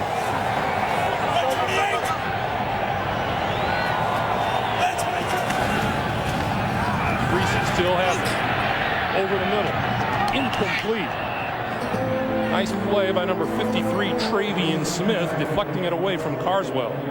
And the Broncos continue to try play action passes. They are trying to make that big play in the passing game, and the Raiders, watch what happens. Brian Greasy is going to go to the right of your screen. He looks way out to the right, nobody open. Late comes back. Nice play. We talked about those Denver tight ends and their great contributions over the season, but they have managed just 3 catches to that. On 2nd and 10, Greasy throws to the far side, and that's complete inside the 30 for a first down to Rod Smith. Well, if you're having trouble in your passing game, go to the receiver. You know he's going to sell it out. Makes Eric Allen think he's going deep. He stops. Good timing by Brian Greasy. And a good throw. Rod Smith came into the day with 66 of his receptions good for a first down, and that was tied for most in the National Football League. Davis to the 26, almost to the 25, and Eric Barton made the stop.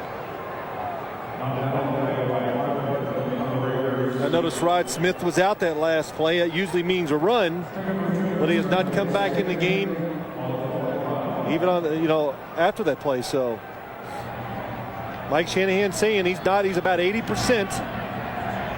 2 high ankle sprains. Denver much more balanced than the Oakland Raiders have been on offense. Greasy. Incomplete, right over the middle. And that one intended for Terrell Davis. Looked like it might have hit Davis in the face mask. It'll be 3rd and 8. Greasy was fast, running out of time.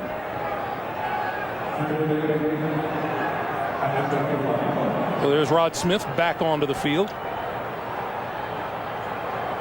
And Denver Broncos fans have to be thinking to themselves how many more possessions now they might get, especially with the way the Raiders have been able to drive the field today.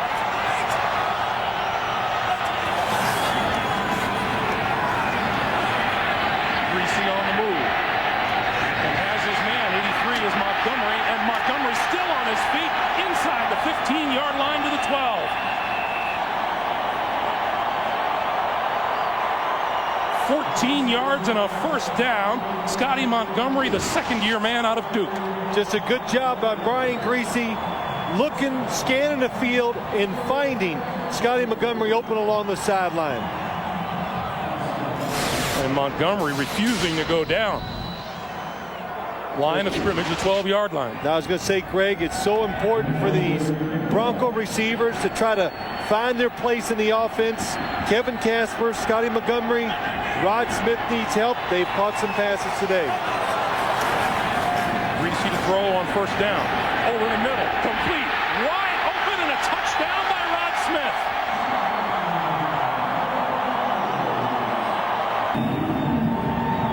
Jason Elam for the point after, and it is good.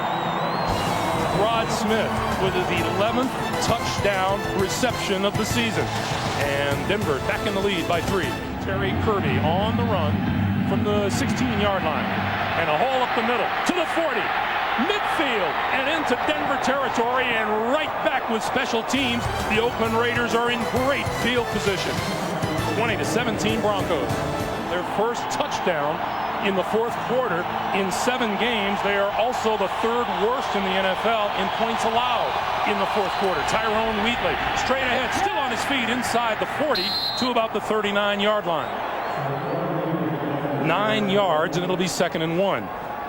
And how much did that kickoff return mean to the Oakland Raiders? Oh, it just takes all the energy out of the opposing team. The Broncos, the defense, hoping to make the Raiders go 80 yards, and you walk out there and they're already on your side of the field, is an emotional lift for the Raiders. First time all day that the Raiders begin a drive in Denver territory. Now it's 2nd and 1. Wheatley and Ritchie behind Gannon. Wheatley again.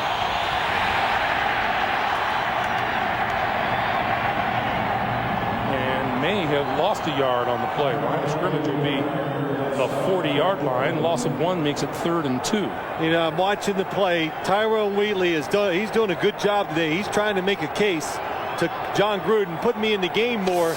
At that time, he runs up in the line of scrimmage, nowhere to go, and Rich Gannon turns to John Gruden, throws his arms out like, what kind of call was that? And hey, look, when you run the ball, you are going to have some ugly-looking plays, but you've got to stay with it. 3rd and 2, and the Denver crowd is alive. Gannon throws far side, Ritchie, and this play is called off. Delay of game. Offense. Gannon ran out of time on the play clock. So instead of 3rd and 2, it'll be 3rd and 7. Well, that's a mistake. That's a big mistake, because the play was going to be there if it would have counted.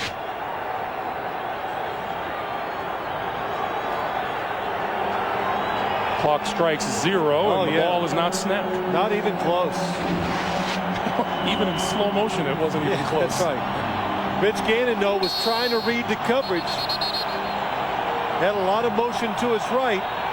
Sometimes you are going to lose contact with the play clock. And now, for some reason, the officials have called a halt to the proceedings.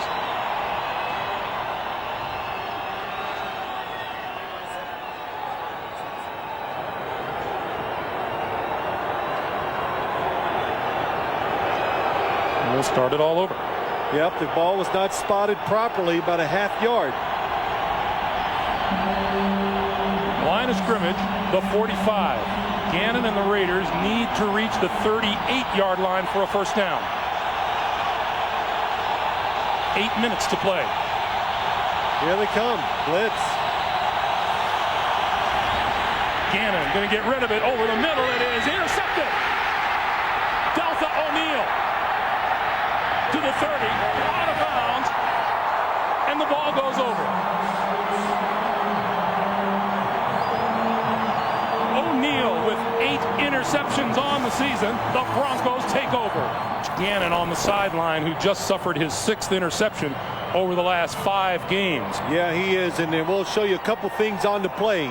Rich Gannon getting upset, probably rightfully so, and what Deltha O'Neal does, which is wrong, after the interception.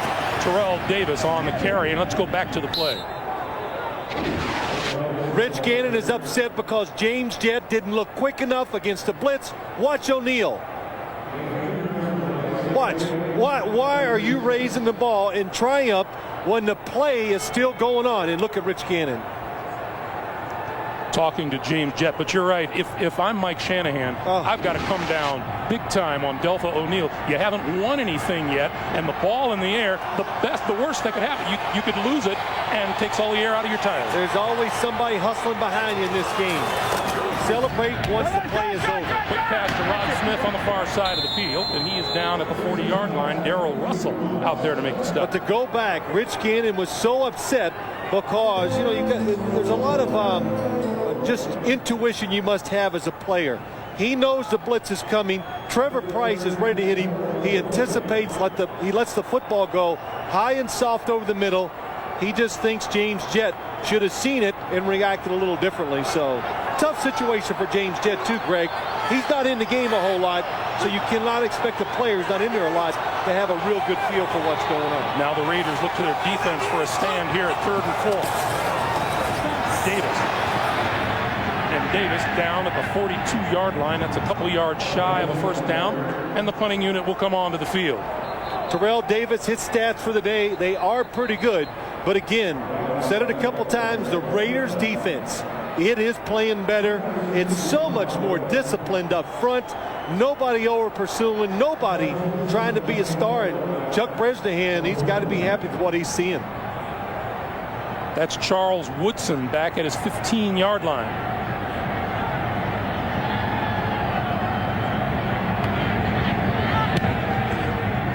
Bruin gets the kick away. Woodson will return this from the 15. Breaks free. The 20. Spinning, still on his feet. And out across the 30-yard line. Tanoy Kennedy finally drags him down. Rich Gannon going back to work on offense. The Raiders, 5:31 to play at their own 30-yard line.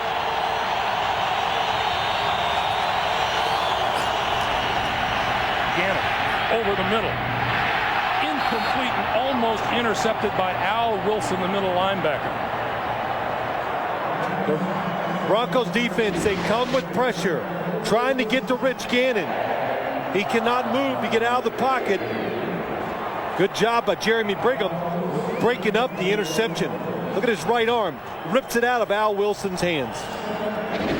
Well, Gannon has been on fire, but he is one of his last 5 now with an interception.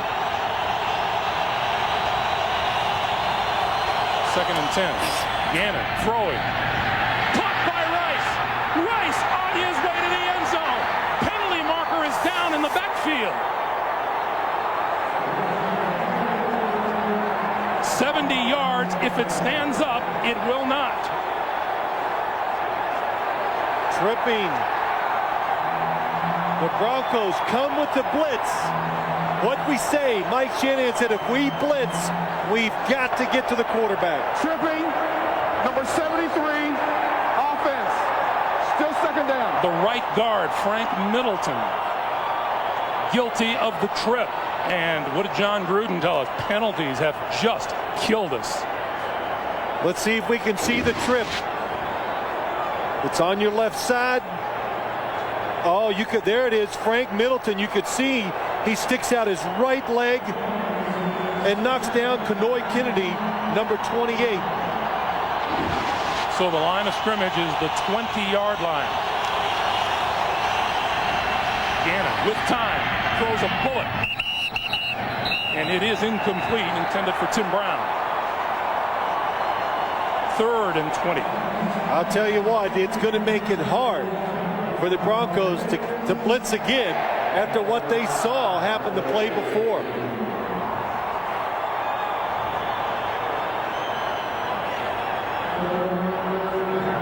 And especially now, of course, Greg, in a third and 20 yards to go.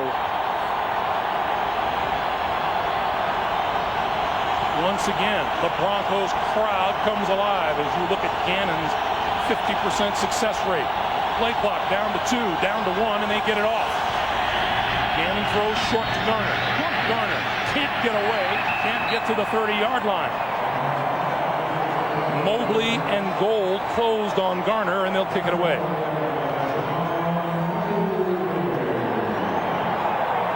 Well, what you're getting down to now, one possession most likely left for the Oakland Raiders. The pressure goes to their defense. Can they stop the Broncos offense fast enough to give their offense a chance? Leckler to kick it away. O'Neal back at his own 20. Leckler gets away a low kick. And it bounces out of bounds short of the 30-yard line. Reese is going to throw. Quick slant. Incomplete. Intended for Rod Smith. And Eric Allen closed on Smith. It'll be 2nd and 10, and we go to Jim Nantz in New York. All right, out at San Diego, the Chargers drive stalls inside the 30. They bring out Steve Christie. He connects from 41 yards. He's 4 for 4 on the day. 3-point Seattle lead with 10 minutes to go. Meanwhile, the Giants have taken the lead on the Eagles on a Ron Dayne 16-yard run and a 2-point conversion. They lead 21-14 with 2:20 to go. Let's go back to Greg and Phil. All right, Jim, don't you love this time of year? Man, the games are all coming to the wire. Awesome stuff. On 2nd and 10, the give is to Davis, and Davis is dragged down at the 30 by Grady Jackson. No gain on the play, and it'll be 3rd and 10. Now, you know, on one side, we were talking about what do the Broncos do on defense, Greg? Do you blitz? How aggressive do you be? And here, now you're watching the Broncos on offense. Very, very hard, I always thought, as a player, and it's got to be for a coach calling those plays. What do you do in these situations? Are you aggressive? Do you try to pull back a little, not take the chance? And even tough for a quarterback sometimes to stick a throw in there because he knows right now we're winning. You have ball-hawking Pro Bowl defenders in the Raiders secondary. Pass out here is complete to Montgomery. Montgomery across the 35 and is wrestled down at about the 37-yard line, and that will force the Denver Broncos to punt.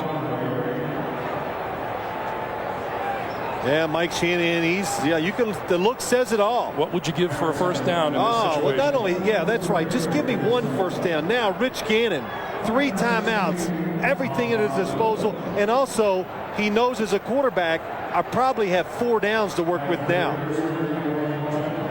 And you know you've got an angry Rich Gannon to deal with here too. He is, let me tell you, he is maybe the best 2-minute quarterback in the league. High floating kick. Tim Brown calls for the fair catch, and he makes it at the 20-yard line. Greg Beaker, just before he went on the field, slamming his helmet into the seat he was sitting on, and then during that last series, several Raider players screaming at the officials over what they perceived as missed calls. Back to you.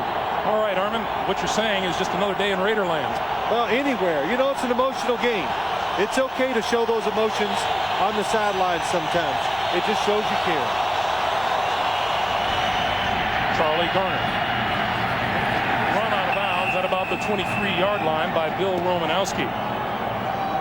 We talked about how Mike Shanahan would have loved the first down. The last Raiders first down came with 6:08 to play in the 3rd quarter.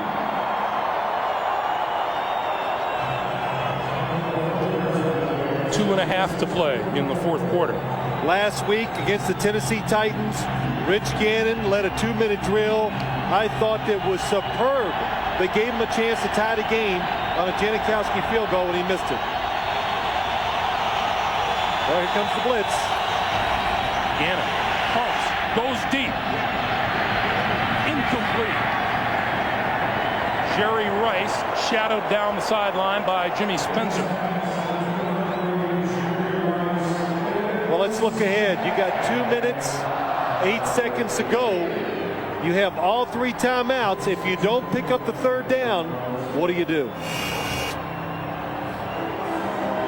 I think considering where you are on the field, you kick it away and get your defense. I think I got to wait and see the situation. If it's 4th and a yard less, maybe they go for it.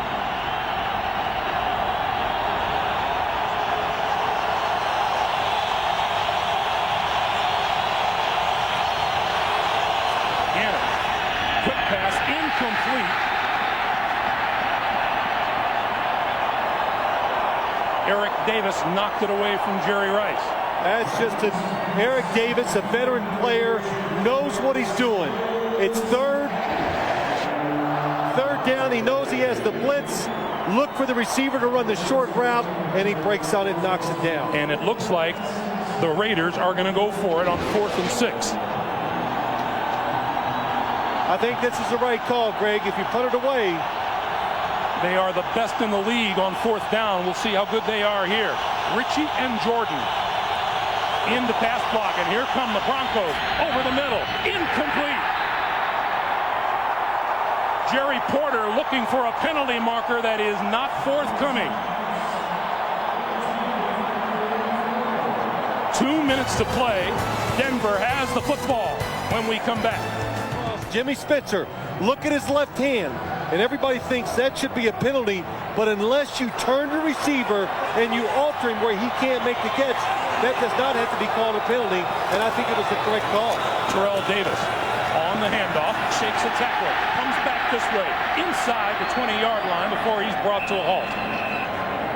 Elijah Alexander and Charles Woodson close, and the clock stops with 1:50 to play as the Raiders call a timeout. Denver with the football at the Oakland 20-yard line, and each team with 2 timeouts remaining. Yeah, a couple things, Greg, just to go back to that play, which is so big. 4th down. Again, as a defensive back, you can put your hand on the receiver as long as you don't alter him or turn him where he can't make the catch. And look at this situation right here. If Brian Griese fakes a handoff and keeps it on a run, he's going to pick up a 1st down. The Raiders are chasing the football. 2nd and 5. And Griese holds onto it, and it goes down at the 31-yard line. 1:45 to play here in the 4th quarter. A loss of 11 on that play creates a 3rd and 16.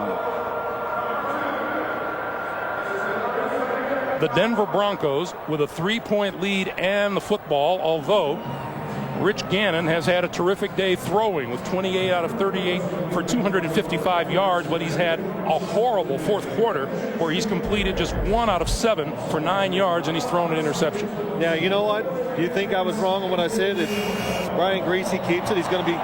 But it wasn't a keeper. It was a play-action pass. They knew the Raiders were playing that type of play if it's a pass. It wasn't a sellout run and a quarterback blind keep. So that's why the Raiders were in position to tackle Brian Griese for a loss. Oakland with 1 timeout remaining. Denver has 2. You didn't answer my question. You really think I was wrong. I'm going to say that's a horrible play if you've got 2 Raiders standing out there waiting for you. Yeah, but it was a play-action pass. It's a big difference. Rod Smith in motion on 3rd and 16. Griese with a quick drop and throws out here, complete to Scotty Montgomery. Montgomery inside the 25-yard line. What a catch. And that'll bring Jason Elam in the field goal unit on. What a catch. Makes the Raiders use their last timeout. Look at this. Torrey James, number 20 at the bottom of your screen. Comes up. Oh, he's thinking he doesn't know whether to go for the football or the big hit. Kind of gets caught in between, but a nice catch by Scotty Montgomery. So the Raiders have used their last timeout. And Gruden and Gannon conversing on much more civil terms than they were a few minutes ago. John Gruden says, you know, when you deal with Rich Gannon, you gotta get a full night's sleep. Got to be rested. This will be a 42-yard field goal attempt by Jason Elam. Well, you know, you make this field goal, you kick it off. Remember, the last time the Raiders returned it, Terry Kirby had a tremendous return inside Bronco territory. So you got to deal with that. And the fact that Rich Gannon will still have time left to win the game. Elam's kick is on the way. And it is good. Jason Elam extends the Broncos lead to 23-17. Both Gannon and Gruden scan the play charts for something that'll work in the last minute and a half of a game. I like listening to the game summaries, Greg. Just listening to you. It's just wonderful. You did a good job. You've had a good game today. Thanks, Coach.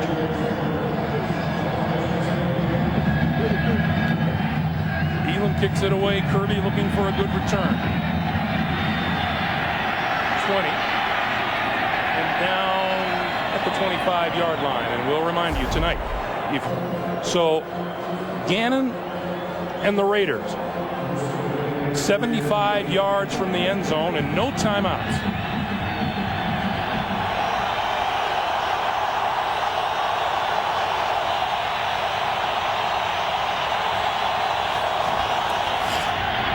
Outside, complete to the tight end, Roland Williams, and Williams is out of bounds and appears to have enough for a first down. Clock stops at 1:22. Sean Gruden barking the call in to Rich Gannon. Yeah, we saw or heard John Gruden at halftime was hoarse, so I'm sure it's taken a lot of effort for him to yell these plays in.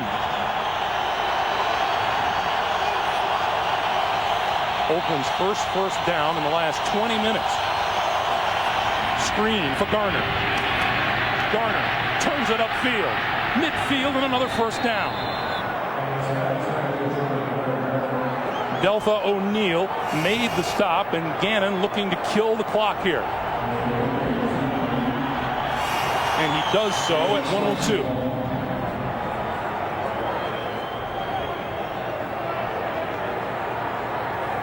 AFC playoffs. Pittsburgh, Oakland, New England, Miami are in. The last three remaining contenders, Baltimore, the Jets, and Seattle. Seattle is winning its game at San Diego as we speak. 50 yards to go, 62 seconds on the clock. I can't believe, but it looks like the Broncos are going to blitz. Maybe they're faking it and everybody's going to drop out. Here they come. Gannon shakes the blitzer, pulls it down now and throws this way to Ritchie. Ritchie choked up at the 47-yard line. Well, it did just as good as sacking the quarterback. Short gain, kept John Ritchie in bounds, and the Broncos, they're coming with what they believed in. Crowd the line of scrimmage, try to make Rich Gannon change the play, either drop back in coverage or get to the quarterback. 3rd and 7. Gannon throws out here to Garner, and Garner runs out of bounds, short of a first down. Stops the clock with 31 seconds to play.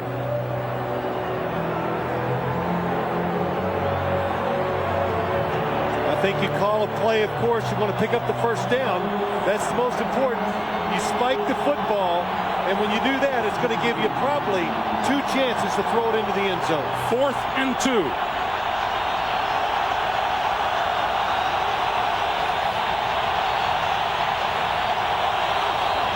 Gannon throws outside, and that's complete to Tim Brown, out of bounds, and a first down. Got the first down and got the clock to stop. What a throw and catch that time by Rich Gannon and Tim Brown. On the move. Good coverage. Eric Davis.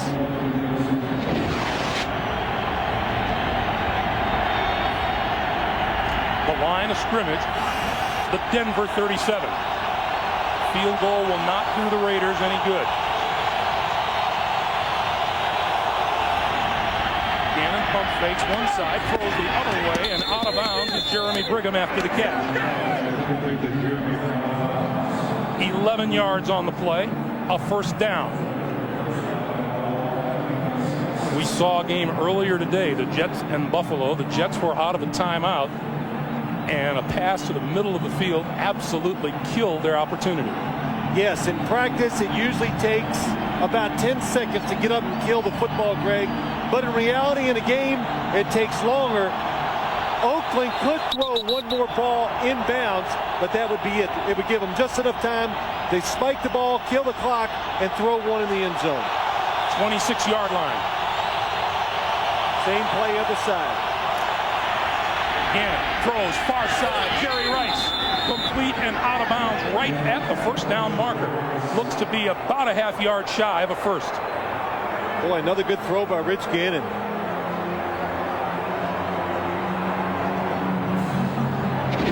Tight coverage, throwing to the outside. You got to be pinpoint as a quarterback. Jerry Rice, he has dotted the sidelines many times and once again goes over 100 yards in reception. 9 catches on the day for 108. And now Denver calls a timeout. 16 seconds on the clock. The Raiders trying to establish some consistency in their game heading toward the postseason. They lost to Tennessee last week, beat San Diego the week before and Kansas City the week before that, and lost to Arizona the week before that in overtime.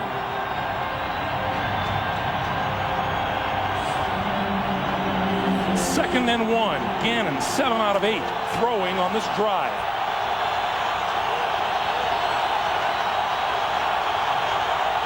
Here comes the blitz. Gannon over the middle, incomplete. Tim Brown, the intended receiver. Eric Davis was there. 3rd and 1. Watch Tim Brown, top of your screen. They change up a little. Eric Davis had help underneath.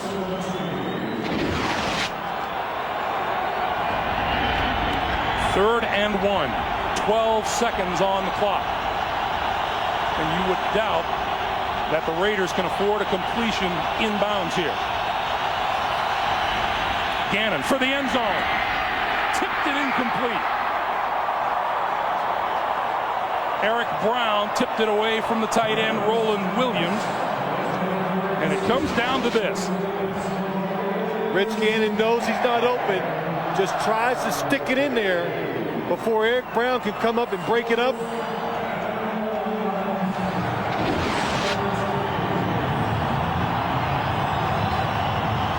You can forget about the first down here. But the Raiders really needed a touchdown unless they get a quick out. 4th and 1. Gannon's going to now throw it, and it's intercepted at the goal line. Intercepted by Kenoy Kennedy. You could see the indecision in Gannon, who thought he might run it, knew he didn't have a chance to stop the clock if he didn't make it, and threw it, and it was picked off.